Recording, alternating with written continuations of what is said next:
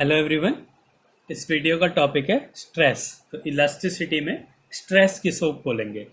एक सपोज कोई एक ऑब्जेक्ट है, कोई एक इलास्टिक बॉडी है, ये माना एक इलास्टिक बॉडी है। हमने क्या करा, इसको इस पे एक डिफॉर्मिंग फोर्स लगाया।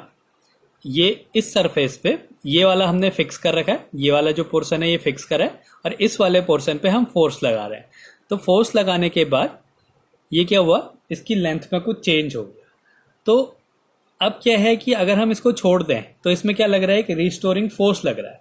तो इस यूनिट एरिया पे लगने वाले रिस्टोरिंग फोर्स को ही क्या बोलते हैं, स्ट्रेस बोलते हैं। और क्या है कि हम ये कंसीडर कर रहे हैं कि ये जो बॉडी है ये परफेक्टली इलास्टिक बॉडी है, तो जितना डिफॉर्मिंग फोर्स लग रहा है उतना ही क्या लगेगा, रिस्टोरिंग फोर्स भी लगेगा।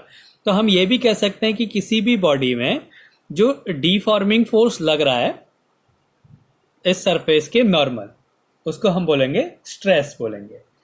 तो restoring force per unit area set up in the body when deformed by external force. तो स्ट्रेस क्या है, restoring force per unit area. तो restoring force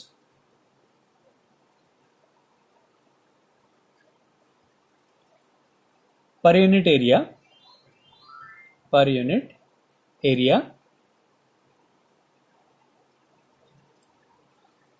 set up in the body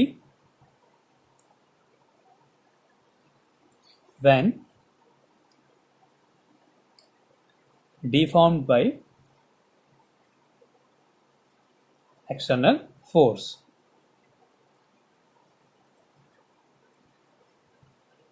That is, जो stress है वो क्या हो गया, रिस्टोरिंग फोर्स, और हम परफेक्टली रिजिड बॉडी ले रहे हैं तो उस टाइम क्या होगा, हम इसको डिफॉर्मिंग फोर्स भी लिख सकते हैं। तो restoring force per unit area. तो ये क्या है, स्ट्रेस है। इलास्टिसिटी में जो restoring force per unit area, एक यूनिट एरिया पे लगने वाला रिस्टोरिंग फोर्स होता है, उसको हम बोलते हैं स्ट्रेस बोलते हैं। अब अगला है हमारा टाइप्स ऑफ स्ट्रेस। स्ट्रेस के टाइप क्या होते हैं, कितने टाइप के होते हैं, तो ये दो टाइप के होते हैं। पहला है नॉर्मल स्ट्रेस,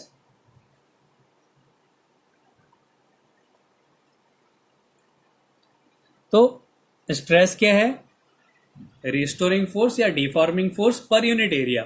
अगर वो नॉर्मल लग रहा है सरफेस के तो क्या हो जाएगा, नॉर्मल स्ट्रेस हो जाएगा। तो deforming force, deforming force per unit area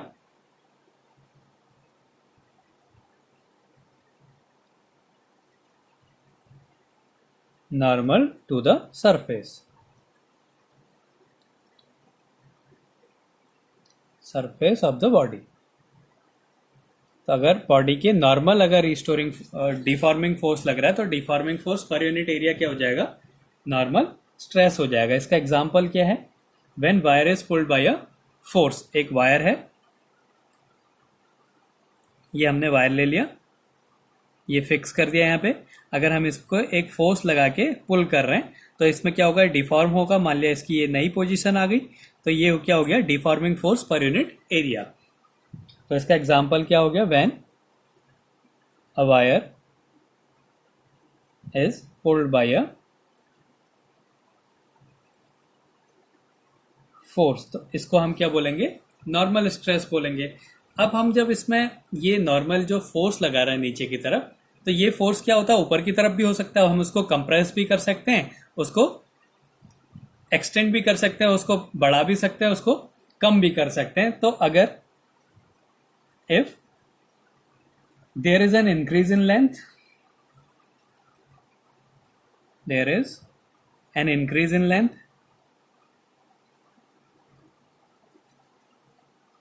अगर लेंथ में इंक्रीज हो रहा है, then stress is called tensile stress, tensile stress. अगर लेंथ में इंक्रीज हो रहा है तो हम उसी नॉर्मल स्ट्रेस को क्या बोलेंगे, टेंसाइल स्ट्रेस बोलेंगे। और if there is decrease in length,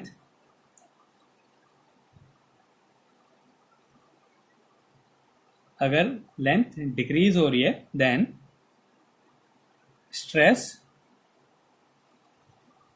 is called compressive stress.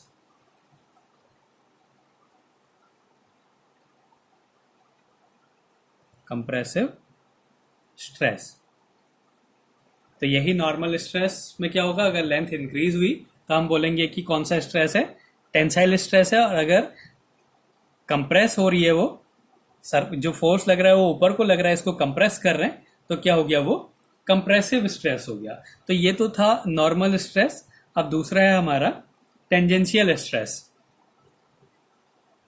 Tangential stress.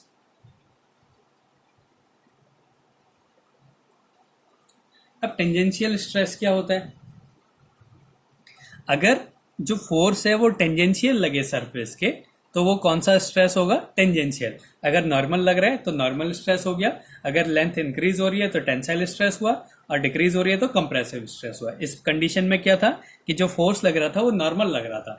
अब है टेंजेंशियल स्ट्रेस। इस टाइम क्या होगा, जो फोर्स लगेगा वो टेंजेंशियल लगेगा।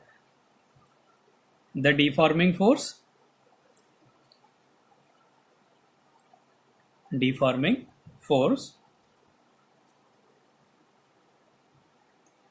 acting per unit area tangential to the surface.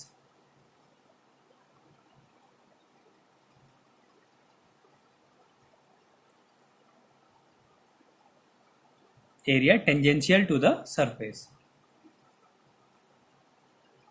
Tangential to the surface. अगर सरफेस के टेंजेंशियल फोर्स लग रहा है तो क्या होगा, वो टेंजेंशियल स्ट्रेस होगा। तो इसको हम ऐसे देख सकते हैं, माना ये एक बॉडी है, अब हमने क्या करा, इसमें टेंजेंशियल एक फोर्स लगाया, तो ये बॉडी क्या हुई, ऐसे चेंज हो गया, ये इसका शेप हो गया, कुछ एंगल पे चेंज हो गया। तो ये क्या हो गया, ये फोर्स कैसा लग रहा है, टेंजेंशियल फोर्स लग रहा है। एक यूनिट एरिया पे इसका कुछ एरिया होगा, तो एक यूनिट एरिया पे लगने वाले टेंजेंशियल फोर्स को क्या बोलेंगे, टेंजेंशियल स्ट्रेस बोलेंगे। और ये इसकी अगर हम यूनिट लिखें तो यूनिट क्या है, फोर्स अपॉन एरिया।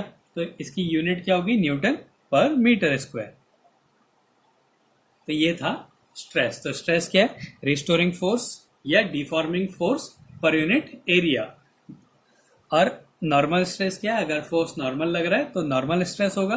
अब नॉर्मल होते टाइम भी वो कंप्रेस भी कर सकता है उसको और एक्सटेंड भी कर सकता है। तो अगर कंप्रेस हो, इंक्रीज हो रही है लेंथ, तो वो हो गया टेंसाइल स्ट्रेस। अगर डिक्रीज हो रहा है तो कंप्रेसिव स्ट्रेस हो गया।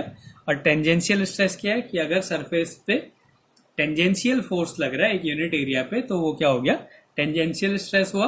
और इसकी जो यूनिट होती है स्ट्रेस की, वो क्या होती है, न्यूटन पर मीटर स्क्वायर।